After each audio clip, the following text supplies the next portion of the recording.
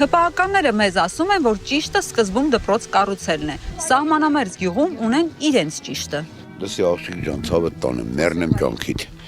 Մեր պետությունը, մեր կառավարությունը այս պոստերում գիտես ինչքան ծախս անում, արդեն 30 տարի։ Բարձ է, ինչքան ծախս անում, որ գյուղը մնա տեղում, բայց գյուղը չկա, գյուղը մեռել է։ Ոչ էլ վերևից մտածում են, գալիս են խոսք են տալի, այդ կանենք, այն կանենք, ոչ մի բանը չեն անում, բացարձակ։ Ես նորից եմ կրկնում 40 տուն էր գյուղում դատարկա, մի քանի տուն է մնացել։ Մենք էլ որ արանքից ելանք, մեր սերունդը, էլ ստե գյուղ գոյություն չունի, այդ գյուղը գնաց թուրքերին։ Ես էլ կտան թուրքին։ Հենց այնց կմնա թուրքին, բացարձակ։ Տվել են արդեն էլ ինչ տան։ Չի կարելի այսքան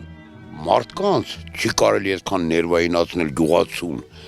Հասկանում են գյուղացի ենք, հա, բայց մարդ ենք, չէ։ Եկեք դեր կայնեք էր գյուղին։ Բա ինչ տանենք։ Եթե աշխատող տեղ չկա, եթե հարսը գալիս է ասում, «Պապ, թոշակը ստացել ես»։ Ասեմ, «Հա»։ Դե տուր որ տանեմ դեղ առնեմ։ Ոնց ինչ պատասխանեմ ես։ Այդ անտեր փողն չկա։ Չկա։